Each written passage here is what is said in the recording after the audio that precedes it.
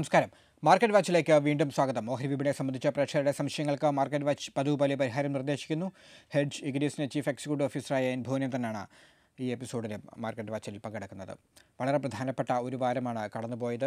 GDP നിരക്ക് കഴിഞ്ഞ സാമ്പത്തിക വർഷത്തിൻ്റെ നാലാം പാദത്തിൽ 5.3% മാത്രം എന്ന കണക്കുകൾ പുറത്തു വന്ന വാരമായിരുന്നു ഇത്. വലിയ തോതിലുള്ള നഷ്ടം ഇന്ത്യൻ ഓഹരി വിപണിക്ക് ഉണ്ടാകുന്നത് നമ്മൾ കണ്ടു. പ്രത്യേകിച്ച് മെയ് മാസം മുഴുവൻ എടുത്താൽ തന്നെ മാർക്കറ്റിന് പൊതുവെ വലിയ നഷ്ടമാണ് സമ്മാനിച്ചത്. മെയ്യുടെ അവസാന വ്യാപാര ദിനത്തിലാണ് GDP നിരക്ക് പുറത്തു വന്നത്. പൊതുവെ വളർച്ചാ നിരക്ക് കുറവായിരിക്കുമെന്ന് എല്ലാവർക്കും അറിയാമായിരുന്നു. പക്ഷേ 6% താഴെ കഴിഞ്ഞ 10 വർഷത്തിനിടയിൽ ഏറ്റവും കുറഞ്ഞ വളർച്ചാ നിരക്കുകളിലൊന്നായി ഇതിനെ രേഖപ്പെടുത്തിയത് പൊതുവെ വലിയ ഒരു അമ്പരപ്പാണ് സൃഷ്ടിച്ചത്. ഒപ്പം തന്നെ ഓഹരി വിപണിയിൽ വലിയ തോതിലുള്ള നഷ്ടവും ഇത് ഉണ്ടാക്കി. വരുന്ന ആഴ്ചയെ സാധ്യതകളെ പരിശോധിക്കുന്നതിന് മുമ്പ് തന്നെ നമുക്ക് GDP നിരക്ക് ഇതുണ്ടാക്കുന്ന പ്രത്യാഘാതങ്ങൾ വരും നാളുകളിൽ വിപണി എങ്ങനെ സ്വാധീനിക്കുമെന്ന് ആദ്യം ഭുവനേന്ദ്രനുമായി സംസാരിക്കാം. അതിനുശേഷം നമുക്ക് കത്തുകളിലേക്ക് കടക്കാം. ഭുവനേന്ദ്രൻ, വളരെ പ്രധാനപ്പെട്ട ഒരു നിരക്കാണ് പുറത്തു വന്നത്. GDP 6% താഴെ 6% താഴെ 5.3 എത്തിയിരിക്കുന്നു. ഇത് നൽകുന്ന ഒരു സൂചന എന്താണ്? പ്രത്യേകിച്ച് മാർക്കറ്റിൻ്റെ ഔട്ട്ലുക്കിനെ ഇത് എത്രത്തോളം മാറ്റുന്നു? ഇത് മാർക്കറ്റ് ഒരു ഇൻലൈൻ വിത്ത് മാർക്കറ്റ് എക്സ്പെക്ടേഷൻ എന്ന് വേണമെങ്കിൽ പറയാം. അതുകൊണ്ടാണ് മാർക്കറ്റ് വളരെ നെഗറ്റീവായിട്ട് വ്യാഴാഴ്ച അതിനോട് റിയാക്ട് ചെയ്യാതിരുന്നത്. ഇവിടെ ഇതിലും വലിയൊരു GDP ഗ്രോത്ത് നമ്മൾ പ്രതീക്ഷിച്ചിട്ട് കാര്യമില്ല. എനിക്ക് തോന്നുന്നു ഈ ഒരു മാറ്റർ ലാസ്റ്റ് വീക്ക് നമ്മൾ ഡിസ്കസ് ചെയ്തതാണ്. കാരണം ഇന്ന് അക്കൗണ്ട് ഡെഫിസിറ്റ് വളരെയധികം കൂടി നിൽക്കുന്നു, റുപ്പി ഡിപ്രിഷിയേറ്റ് ചെയ്യുന്നു, ഇൻട്രസ്റ്റ് റേറ്റ് ഹയർ ലെവലിൽ നിൽക്കുന്നു, IIP ഡാറ്റ മോശമാകുന്നു. ഇതിൻ്റെയൊക്കെ ഒരു ആകെത്തുകയാണ് GDP ഗ്രോത്ത് കുറഞ്ഞു വരുന്നത്. അത് മാർക്കറ്റ് പ്രതീക്ഷിച്ച് തന്നെയായിരുന്നു. അതുപോലെ വളരെയധികം നേരത്തെ പറഞ്ഞതുപോലെ സമ്മർദ്ദത്തിൽ പ്രവർത്തിച്ചുകൊണ്ടിരിക്കുന്ന ഒരു സെൻട്രൽ ഗവൺമെൻറ്. അപ്പോൾ ഈ ഒരു സാഹചര്യത്തിൽ GDP ഗ്രോത്ത് കുറയാൻ തന്നെയാണ് സാധ്യത. കഴിഞ്ഞ 9 വർഷത്തിനിടയിലെ ഏറ്റവും വലിയ ചെറിയ ഫിഗറാണ് 5.3 കുറഞ്ഞു. അത് വീണ്ടും വരും വർഷങ്ങളിലും ഇത് തന്നെ റിഫ്ലക്റ്റ് ചെയ്യാനുള്ള സാധ്യതയുണ്ട്. ഇപ്പോൾ മോർഗൻ സ്റ്റാൻലി ഇന്ത്യയുടെ GDP ഗ്രോത്ത് കുറയാനുള്ള ഒരു സാധ്യത നേരത്തെ തന്നെ വിലയിരുത്തിയിരുന്നു. അപ്പോൾ ഇത് വരും ദിവസങ്ങളിൽ മാർക്കറ്റിൽ ഒരു നെഗറ്റീവ് ഇമ്പാക്റ്റ് ക്രിയേറ്റ് ചെയ്യാനുള്ള സാധ്യതയുണ്ട്. അതുപോലെ FISൻ്റെ വിഡ്രോവലിന് ഇത് കാരണമാകും. അപ്പോൾ ഇവിടെ വീണ്ടും ഗവൺമെൻറ് എഫക്റ്റീവായ ചില മെഷേഴ്സ് എടുക്കുകയാണെങ്കിൽ മാത്രമേ ഈ ഒരു സിറ്റുവേഷനിൽ നമുക്ക് ഓവർകം ചെയ്യാൻ പറ്റുകയുള്ളൂ. അപ്പോൾ വരും ദിവസങ്ങളിൽ ഇതിൻ്റെ ഒരു റിഫ്ലക്ഷൻ മാർക്കറ്റിൽ തീർച്ചയായിട്ടും നമുക്ക് കാണാൻ സാധിക്കും. ഇനി നമുക്ക് ക്ലോസിംഗ് ലെവലുകൾ പരിശോധിക്കാം. 16,000 താഴെ സെൻസെക്സ് വെള്ളിയാഴ്ച ക്ലോസ് ചെയ്യുന്നത് ഈ വാരം നമ്മൾ കണ്ടു. 253 പോയിൻറ്റിൻ്റെ നഷ്ടമാണ് വെള്ളിയാഴ്ച ഉണ്ടായത്. 15,965 സെൻസെക്സ് എത്തി. നിഫ്റ്റി 82 പോയിൻറ്റ് താഴ്ന്ന് 4,841 ക്ലോസ് ചെയ്തത്. ഭുവനേന്ദ്രൻ, 4,800 തൊട്ട് മുകളിലാണ് നിഫ്റ്റി നിൽക്കുന്നത്. എവിടെയാണ് ടെക്നിക്കലി നോക്കുമ്പോൾ എവിടെയാണ് പ്രധാനപ്പെട്ട സപ്പോർട്ടിനെ?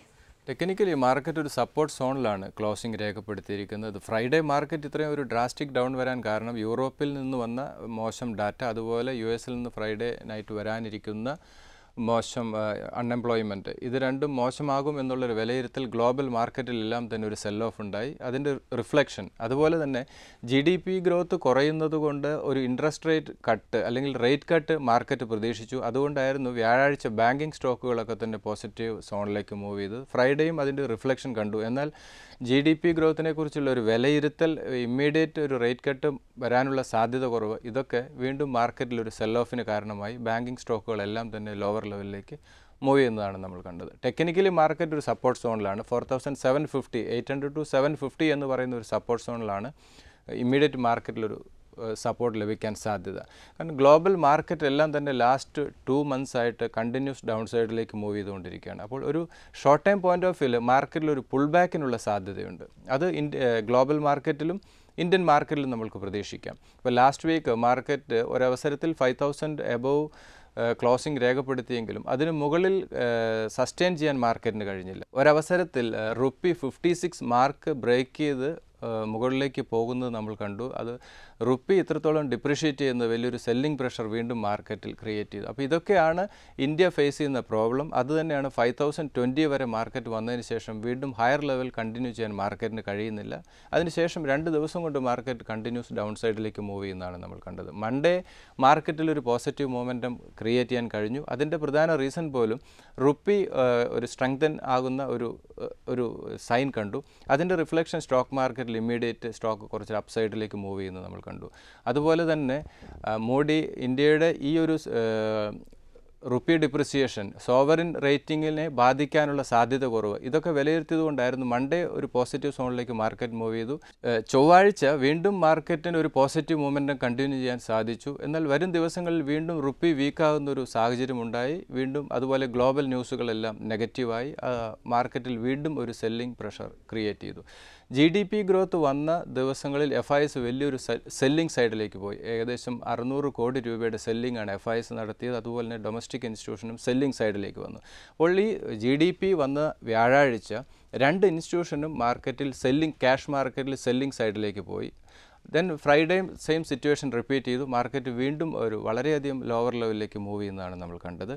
എന്തായാലും മാർക്കറ്റ് ഇപ്പോഴത്തെ നിലയിൽ ഒരു ഓവർസോൾഡ് സോണിലാണ് മൂവ് ചെയ്യുന്നത്. കുറച്ചുകൂടെ ഡൗൺ സൈഡ് മാർക്കറ്റിൽ വരാം. 4750 ലെവലിൽ നിന്ന് മാർക്കറ്റിൽ short time point of view ഒരു പുൾ ബാക്ക് നമ്മൾക്ക് പ്രതീക്ഷിക്കാം. നമുക്കറിയാം മെയ് മാസം തന്നെ പൊതുവെ ഇന്ത്യൻ ഓഹരി വിപണിക്ക് വലിയ നഷ്ടമാണ് സമ്മാനിച്ചത്. മെയ്യുടെ അവസാന വ്യാപാര ദിനത്തിലും GDP മോശം നിരക്കിലേക്ക് എത്തിയതും വിപണിക്ക് തിരിച്ചടി നൽകുന്നത് നമ്മൾ കണ്ടു. ജൂൺ ആദ്യ ദിവസം തന്നെ 16,000-ൽ താഴെ നിഫ്റ്റി സെൻസെക്സ് എത്തുകയും ചെയ്തു. എങ്കിലും ഈ മോശം സാഹചര്യത്തിലും പെർഫോം ചെയ്ത സ്റ്റോക്കുകൾ ഏതൊക്കെ എന്നതും വളരെ പ്രസക്തമാണ്. ഈ വലിയ തിരിച്ചടിക്കിടയിലും പിടിച്ചു നിൽക്കുകയും നിക്ഷേപകർക്ക് ലാഭം സമ്മാനിക്കുകയും ചെയ്ത ചില പ്രധാനപ്പെട്ട ഓഹരികൾ കൂടി ഉണ്ട്. അത് ഏതൊക്കെയെന്ന് പരിശോധിക്കാം. ഈ ആഴ്ച ഏറ്റവും നന്നായി പെർഫോം ചെയ്ത് ഇന്ദ്രപ്രസ്ഥ ഗ്യാസ് ആണ്, IGL ആണ്. അതിൻ്റെ പ്രധാന റീസൺ ഡൽഹി ഹൈക്കോർട്ട് IGLന് അനുകൂലമായ ഒരു വിധി വന്നു. Petroleum and natural gas regulatory authority താരിഫിൽ ഇവർക്ക് മുൻകാല പ്രാബല്യത്തോടു കൂടി താരിഫിലുണ്ടായിരുന്ന ചേഞ്ച് അത് IGLന് അനുകൂലമായ ഒരു വിധി വന്നു. അത് 31% സ്റ്റോക്ക് ഹയർ ലെവലിലേക്ക് മൂവ് ചെയ്തു. നമ്മൾക്കറിയാം ഈ ഒരു അനൗൺസ്മെൻറ്റിന് ശേഷം വളരെയധികം ലോവർ ലെവലിലേക്ക് സ്റ്റോക്ക് മൂവ് ചെയ്തിരുന്നു. അതിനുശേഷം ഈ ഒരു വിധി വന്നതോടുകൂടി ഇവർക്ക് അനുകൂലമായ ഒരു വിധി വന്നതോടുകൂടി ഈ സ്റ്റോക്ക് വളരെയധികം ഹയർ ലെവലിലേക്ക് മൂവ് ചെയ്തു. അതുപോലെ തന്നെ GSPL, പെട്രോനെറ്റ് എല്ലാ സ്റ്റോക്കുകളും വളരെയധികം ഹയർ ലെവലിലേക്ക് മൂവ് ചെയ്യുന്നതാണ് നമ്മൾ കണ്ടത്. അതുപോലെ തന്നെ ഏഷ്യൻ പെയിൻറ്റ്സ്, ഹിൻഡാൽകോ ഇതൊക്കെ കുറച്ച് അപ്സൈഡിലേക്ക് ഈ ഒരു ഫോളിംഗ് മാർക്കറ്റിലും അപ്സൈഡിലേക്ക് മൂവ് ചെയ്ത ഈ സ്റ്റോക്കുകളൊക്കെ തന്നെയാണ്. അതുപോലെ ടാറ്റ മോട്ടോഴ്സാണ് ഏറ്റവും കൂടുതൽ നഷ്ടം നേരിട്ടത്. അതിൻ്റെ പ്രധാന റീസൺ ഗ്ലോബലി ഇവരുടെ സെയിൽസ് ജാഗോർ ലാൻഡ് റോവറിൻ്റെ സെയിൽസ് മോശമാകുന്നതും അവർ പ്രതീക്ഷിച്ച രീതിയിലുള്ള റിസൾട്ട് അനൗൺസ് ചെയ്യാൻ ഇത് കമ്പനിക്ക് കഴിഞ്ഞില്ല. 14% ടാറ്റ മോട്ടോഴ്സ് ഡൗൺ സൈഡിലേക്ക് പോയത്. അതുപോലെ തന്നെ ഇവരുടെ ഗ്ലോബൽ സെയിൽസ് യൂറോപ്പിലും ചൈനയിലും ഉണ്ടായിരിക്കുന്ന ഫൈനാൻഷ്യൽ ക്രൈസിസ് ഗ്ലോബലി ഇവരുടെ സെയിൽസിനെ എഫക്റ്റ് ചെയ്യാനുള്ളൊരു പോസിബിലിറ്റി വിലയിരുത്തിക്കൊണ്ടായിരുന്നു ഈ സ്റ്റോക്ക് വളരെയധികം ലോവർ ലെവലിലേക്ക് മൂവ് ചെയ്തത്. എല്ലാ സ്റ്റോക്കുകളും തന്നെ ഒരു ലാസ്റ്റ് വീക്ക് ലോവർ ലെവലിലേക്ക് മൂവ് ചെയ്തു. അതിൽ പ്രധാനമായിട്ടും 14-15% ലോവർ ലെവലിലേക്ക് മൂവ് ചെയ്ത് ടാറ്റ മോട്ടോഴ്സ് ആയിരുന്നു. അതിൻ്റെ റീസൺ ഈ ഒരു റിസൾട്ടിന് ശേഷമുണ്ടായ സംഭവവികാസങ്ങൾ തന്നെയായിരുന്നു. അതുപോലെ BPCL 5% ലോവർ ലെവലിലേക്ക് പോയി. കാരണം BPCL ലാസ്റ്റ് 2 വീക്സായിട്ട് വളരെയധികം ഹയർ ലെവലിലേക്ക് മൂവ് ചെയ്തിരുന്നു. ഒരു പ്രോഫിറ്റ് ബുക്കിംഗ് ഈ ഒരു സ്റ്റോക്കിൽ വന്നു. അതുപോലെ തന്നെ ഗെയിൽ, റിലയൻസ് ഇൻഫ്ര ഈ സ്റ്റോക്കിലൊക്കെ ഒരു പ്രോഫിറ്റ് ബുക്കിംഗ് ആയിരുന്നു ഈ ലോവർ ലെവലിലേക്ക് പോകാനുള്ള പ്രധാന റീസൺ. ഇതിൽ പ്രധാനമായിട്ടും IGLൻ്റെ വിധി തന്നെയായിരുന്നു, അനുകൂലമായ വിധി തന്നെയായിരുന്നു ഈ സ്റ്റോക്കിനെ അതുപോലെ GSPL പോലെയുള്ള സ്റ്റോക്കുകൾ ഹയർ ലെവലിലേക്ക് മൂവ് ചെയ്യാനുള്ള ഒരു കാരണമായത്. മാർക്കറ്റ് വാച്ചിൽ ഇനിയൊരു ചെറിയ ഇടവേളയാണ്. ഇടവേളയ്ക്ക് ശേഷം നമുക്ക് കത്തുകളിലേക്ക് കിടക്കാം.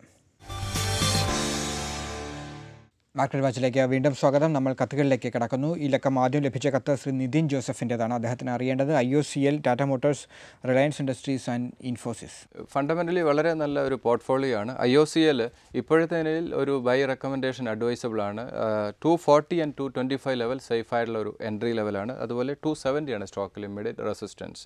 ദെൻ ടാറ്റ മോട്ടോഴ്സ് ആണ് ഓൾറെഡി നമ്മൾ ഡിസ്കസ് ചെയ്ത് ഈ സ്റ്റോക്ക് 15% കറക്റ്റ് ചെയ്തു. അതിൻ്റെ റീസൺ റിസൾട്ടിന് ശേഷമുണ്ടായിരുന്ന ഒരു ഇമ്പാക്റ്റ് ആയിരുന്നു. 210 and 190 മാർക്കറ്റിൽ ഒരു മേജർ ഒരു സെൽ ഓഫ് വരികയാണെങ്കിൽ മാത്രമേ ഈ സ്റ്റോക്ക് ഈ ലെവൽ വരാൻ സാധ്യതയുള്ളൂ. ഇപ്പോഴത്തെ ഒരു കറണ്ട് ലെവൽ ഒരു സേഫ് ആയിട്ടുള്ള ഒരു എൻട്രി ലെവൽ തന്നെയാണ്. ലോങ് ടൈം പോയിൻ്റ് ഓഫ് വ്യൂവിൽ ഒരു സേഫ് ബെറ്റ് തന്നെയാണ് ടാറ്റ മോട്ടോഴ്സ്. കാരണം ഈ ക്രൈസിസൊക്കെ മാറിക്കഴിഞ്ഞാൽ തീർച്ചയായിട്ടും ഓട്ടോമൊബൈൽ സെയിൽസ് ഗ്ലോബലി തന്നെ ഇമ്പ്രൂവ് ചെയ്യാനുള്ള ഒരു സാധ്യത ഉള്ളതുകൊണ്ട് ഈ സ്റ്റോക്ക് തീർച്ചയായിട്ടും നമ്മളുടെ പോർട്ട്ഫോളിയോയിൽ കൊണ്ടുവരാനുള്ള ഒരു അവസരം നമ്മുടെ മുന്നിലേക്ക് വന്നിരിക്കുകയാണ്. അപ്പോൾ ഇതൊരു 230 ബിലോ സേഫ് എൻട്രി ലെവൽ തന്നെയാണ്. ടെക്നിക്കലി മാർക്കറ്റിൽ ഒരു സെൽ ഓഫ് വരികയാണെങ്കിൽ 210 ലെവൽ വരെ വരാം. പക്ഷേ ആ ഒരു ലെവൽ നമ്മൾക്ക് മാർക്കറ്റ് വരും എന്ന് പ്രതീക്ഷിച്ച് ഒരു ഓപ്പർച്യൂണിറ്റി മിസ് ചെയ്യേണ്ട ആവശ്യമില്ല. എനിക്ക് തോന്നുന്നു 230 ബിലോ ചെറിയ രീതിയിൽ ഈ സ്റ്റോക്ക് അക്യുമുലേറ്റ് ചെയ്യുന്നത് തീർച്ചയായിട്ടും long time point of view നല്ലതായിരിക്കും. ടെക്നിക്കലി 252 ആണ് ഈ സ്റ്റോക്കിൽ ഇമ്മീഡിയറ്റ് വരാവുന്ന റെസിസ്റ്റൻസ്. ദെൻ റിലയൻസ് ഇൻഡസ്ട്രീസ് ആണ്. 670 and 630 സേഫ് ആയിട്ടുള്ള രണ്ട് എൻട്രി ലെവൽ തന്നെയാണ്. ഫണ്ടമെൻ്റലി സൗണ്ടാണ്. ടെക്നിക്കലി ഈ സ്റ്റോക്കിൽ ഒരു പുൾ ബാക്ക് വരാനുള്ള സാധ്യതയുണ്ട്. 670 സേഫ് ആയിട്ടുള്ള ഒരു എൻട്രി ലെവൽ തന്നെയാണ്. 744 ആണ് short time point of view സ്റ്റോക്കിൽ റെസിസ്റ്റൻസ്. ദെൻ ഇൻഫോസിസ് ആണ്. ഇൻഫോസിസ് നമുക്കറിയാം 2200 ലെവലിന് അടുത്ത് വന്നതിന് ശേഷം മാർക്കറ്റ് വാച്ച് 2-3 പ്രാവശ്യം റെക്കമെൻഡ് ചെയ്തതാണ്. അതിനുശേഷം വീണ്ടും 2450 ലെവലിലേക്ക് സ്റ്റോക്ക് മൂവ് ചെയ്തു. വീണ്ടും ചെറിയൊരു കറക്ഷൻ നേരിട്ടിരിക്കുകയാണ്.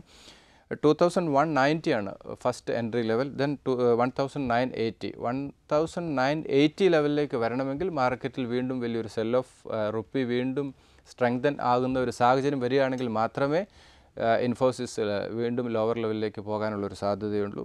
ഇപ്പോഴത്തെ നിലയിൽ 2200 ലെവൽ സേഫ് ആയിട്ടുള്ളൊരു എൻട്രി ലെവൽ തന്നെയാണ് ഷോർട്ട് ടൈം പോയിന്റ് ഓഫ് വ്യൂവിൽ. 2550 സ്റ്റോക്ക് ഇമ്മീഡിയറ്റ് വരാവുന്ന റെസിസ്റ്റൻസ്. അടുത്ത കത്തിലേക്ക് പോകാം. ശ്രീ നാരായണ നമ്പൂതിരിയുടെ കത്താണ്. അദ്ദേഹത്തിൻ്റെ പോർട്ട്ഫോളിയോ നൽകിയിട്ടുണ്ട്. Ashok Leyland, GVK power, Manappuram, Subex, Suzlon, SAIL, Alok industries, IVRCL, JP associate, NCC and HCC ഈ സ്റ്റോക്കുകളാണുള്ളത്. ഇതിൻ്റെ സാധ്യതകളെക്കുറിച്ചാണ് ശ്രീ നാരായണ നമ്പൂതിരി ചോദിക്കുന്നത്. സ്റ്റോക്കുകളെല്ലാം തന്നെ ഒരു മിഡ് ക്യാപ് സ്റ്റോക്കുകളാണ്. ഈ സ്റ്റോക്കുകളൊക്കെ തന്നെ വളരെയധികം ലോവർ ലെവലിലേക്ക് മൂവ് ചെയ്യുന്നു. വാല്യുവേഷൻ ഒരു ചീപ്പർ വാല്യുവേഷനിലേക്ക് വന്നുകൊണ്ടിരിക്കുകയാണ് സ്റ്റോക്കുകളൊക്കെ തന്നെ. ഇതിൽ അശോക് ലൈലാൻഡ് അടുത്തൊരു എൻട്രി ലെവൽ 23 and 21. ഈ സ്റ്റോക്കുകളെല്ലാം തന്നെ ഇദ്ദേഹം ഹയർ ലെവൽ എൻട്രി ആണെങ്കിൽ തീർച്ചയായിട്ടും ഈ സ്റ്റോക്കുകൾ വീണ്ടും ഒരു ആവറേജ് ചെയ്യേണ്ടത് ആവശ്യമാണ്. മാർക്കറ്റ് ഒരു ഫെയർ വാല്യൂവിലേക്ക് വന്നുകൊണ്ടിരിക്കുന്നു. 4800 ലെവലിനടുത്തേക്ക് നിഫ്റ്റി എത്തി. 4800 ബിലോ തീർച്ചയായിട്ടും മാർക്കറ്റ് ഒരു വാല്യുവേഷൻ വളരെ ലോവർ വാല്യൂവിലേക്ക് വരുന്നു. ഇപ്പോൾ ഉണ്ടായിരിക്കുന്ന ഈ GDP ഗ്രോത്ത്, അതുപോലെ IIP ഡാറ്റ മോശമാകുന്നു, ഇൻട്രസ്റ്റ് റേറ്റ് ഹയർ ലെവലിൽ നിൽക്കുന്ന ഇക്കണോമിക് ന്യൂസുകളെല്ലാം തന്നെ ഡിസ്കൗണ്ട് ചെയ്ത റേറ്റിലാണ് നിഫ്റ്റി ഇപ്പോൾ ട്രേഡിംഗ് നടക്കുന്നത്. അതുപോലെ തന്നെ പല സ്റ്റോക്കുകളും. അതുകൊണ്ട് തന്നെ അടുത്തൊരു ലോവർ ലെവൽ പോകുന്തോറും വാല്യുവേഷൻ ഒരു ഫെയർ വാല്യൂ അല്ലെങ്കിൽ ഒരു ഡിസ്കൗണ്ട് വാല്യൂവിലേക്ക് സ്റ്റോക്കിൻ്റെ പ്രൈസ് വരാൻ സാധ്യതയുണ്ട്. അതിലുപരി മാർക്കറ്റ് കണ്ടിന്യൂസ് 1.5 മാസമായിട്ട് മാർക്കറ്റ് കണ്ടിന്യൂസ് ഡൗൺ സൈഡിലേക്ക് മൂവ് ചെയ്യുന്നു. മാർക്കറ്റിൽ ഒരു പുൾ ബാക്കിനുള്ള സാധ്യതയുണ്ട്. അതുകൊണ്ട് ടെക്നിക്കലി ഒരു തിരിച്ചുവരവിനുള്ള സാധ്യത മാർക്കറ്റിലുള്ളതുകൊണ്ട് ഈ സ്റ്റോക്കുകൾ അടുത്തൊരു ലോവർ ലെവലോട് കൂടി ഇൻവെസ്റ്റേഴ്സ് ആവറേജ് ചെയ്യുന്നത് തീർച്ചയായിട്ടും നല്ലതായിരിക്കും. ഇതിൽ അശോക് ലൈലാൻഡ് 23 and 21 ഇമ്മീഡിയറ്റ് രണ്ട് സപ്പോർട്ട് ലെവലാണ്. 27 ആണ് സ്റ്റോക്കിൽ ഇമ്മീഡിയറ്റ് വരാവുന്ന റെസിസ്റ്റൻസ്. ദെൻ GVK പവറാണ്.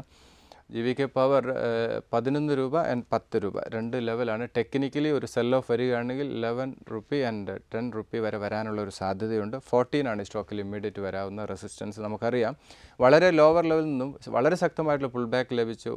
എനിക്ക് തോന്നുന്നു 100% return short time point of വ്യൂവിൽ നൽകിയതാണ് GVK പവർ. അതിനുശേഷം വീണ്ടും കറക്ഷൻ നേരിട്ടിരിക്കുകയാണ്. അടുത്തൊരു കറക്ഷനോട് കൂടി ഈ ഒരു ലെവൽ വരികയാണെങ്കിൽ ഷോർട്ട് ടൈം പോയിന്റ് ഓഫ് വ്യൂവിലും ലോങ് ടൈം പോയിന്റ് ഓഫ് വ്യൂവിൽ സ്റ്റോക്കിൽ ഒരു ബൈ അഡ്വൈസബിൾ ആണ്. ദെൻ മണപ്പുറം ഫിനാൻസ് ആണ്. കുറച്ച് ഇഷ്യൂസ് ഇപ്പോഴും സ്റ്റോക്കിനെ ഹോണ്ട് ചെയ്തുകൊണ്ടേയിരിക്കുന്നു. എന്നാലും 19 and 17 ലെവൽ തീർച്ചയായിട്ടും ഒരു ആവറേജ് ചെയ്യാവുന്ന ലെവൽ തന്നെയാണ് ലോങ് ടൈം പോയിന്റ് ഓഫ് വ്യൂവിൽ. ഷോർട്ട് ടൈം പോയിന്റ് ഓഫ് വ്യൂവിൽ സ്റ്റോക്കിൽ ഒരു പുൾ ബാക്ക് നമുക്ക് പ്രതീക്ഷിക്കേണ്ട. പക്ഷേ ഫണ്ടമെൻ്റലി വളരെ സൗണ്ടാണ്. ലാസ്റ്റ് റിസൾട്ടും വളരെ പോസിറ്റീവായിരുന്നു. അതുകൊണ്ട് തന്നെ സ്റ്റോക്ക് ഹോൾഡ് ചെയ്യുക. ഈ ഒരു ലെവലിലേക്ക് വരികയാണെങ്കിൽ വീണ്ടും ആവറേജ് ചെയ്യുന്നത് നന്നായിരിക്കും. 26 ആണ് സ്റ്റോക്കിൽ ഇമ്മീഡിയറ്റ് വരാവുന്ന റെസിസ്റ്റൻസ്. ദെൻ സുബെക്സ് ആണ്.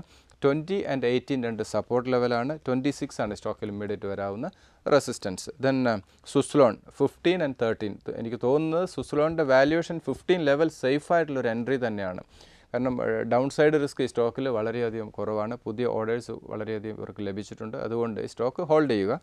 ദെൻ 15-13 ലെവലിലേക്ക് വരികയാണെങ്കിൽ വീണ്ടും ഒരു എൻട്രി അഡ്വൈസബിൾ ആണ്. 22 ആണ് ഈ സ്റ്റോക്കിൽ ഇമ്മീഡിയറ്റ് വരാവുന്ന റെസിസ്റ്റൻസ്. അതൊരു ഷോർട്ട് ടൈം പോയിന്റ് ഓഫ് വ്യൂവിൽ ഒരു ടെക്നിക്കൽ റെസിസ്റ്റൻസ് ആണ്. ആ ഒരു മാർക്കറ്റ് കുറച്ചൊരു പോസിറ്റീവ് സോണിലേക്ക് മൂവ് ചെയ്യുകയാണെങ്കിൽ ഈ ഒരു ലെവൽ ബ്രേക്ക് ചെയ്യാനുള്ള സാധ്യതയുണ്ട്. ദെൻ സെയിലാണ്. 85 and 80 രണ്ട് സപ്പോർട്ട് ലെവലാണ്. 99 ആണ് സ്റ്റോക്കിൽ ഇമ്മീഡിയറ്റ് വരാവുന്ന റെസിസ്റ്റൻസ്.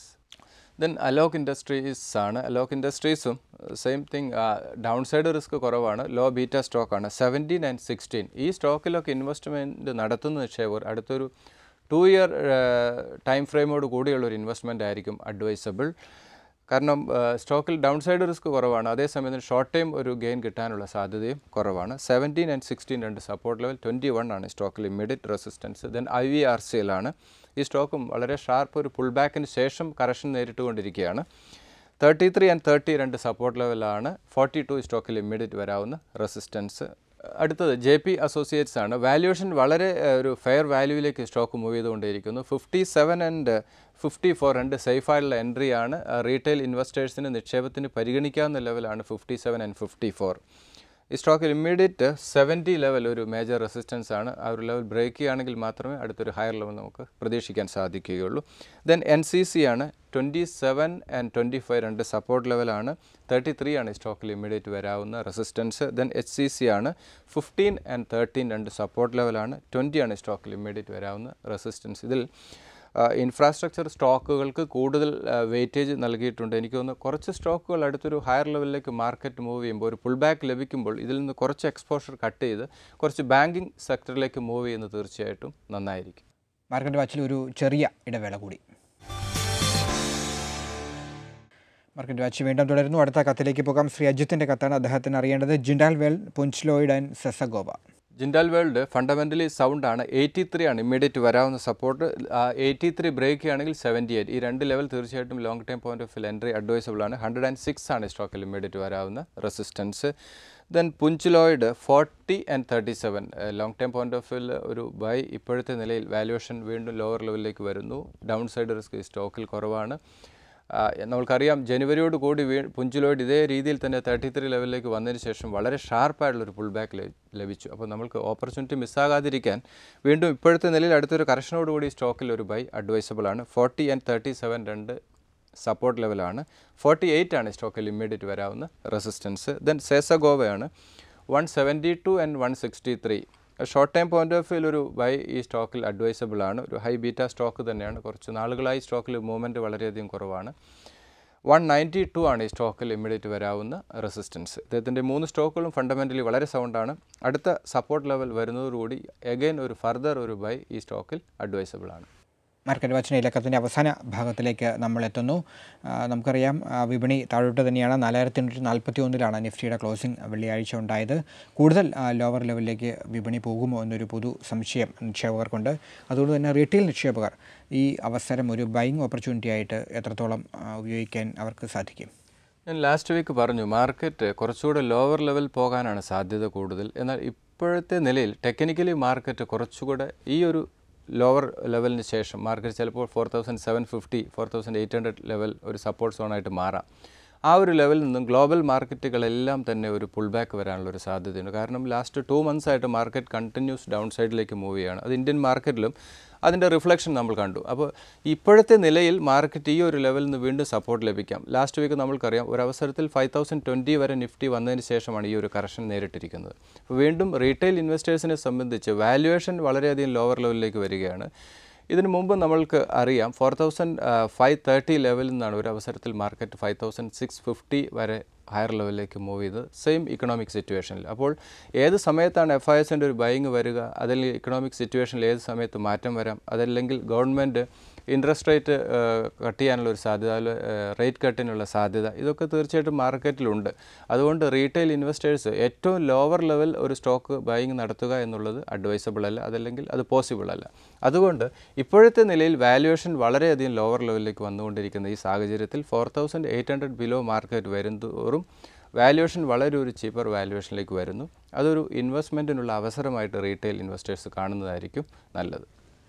മാർക്കറ്റ് വാച്ചിൻ്റെ ഇലക്കം അവസാനിക്കുന്നു. വിപണി സംബന്ധിച്ച് നിങ്ങളുടെ സംശയങ്ങൾ തുടർന്നും എഴുതി അറിയിക്കുക. investment@asiannews.in എന്ന വിലാസത്തിലാണ് അയക്കേണ്ടത്. അല്ലെങ്കിൽ Asianet news NH bypass junction Palarivattom Kochi 25 എന്ന വിലാസത്തിലും അയക്കാം.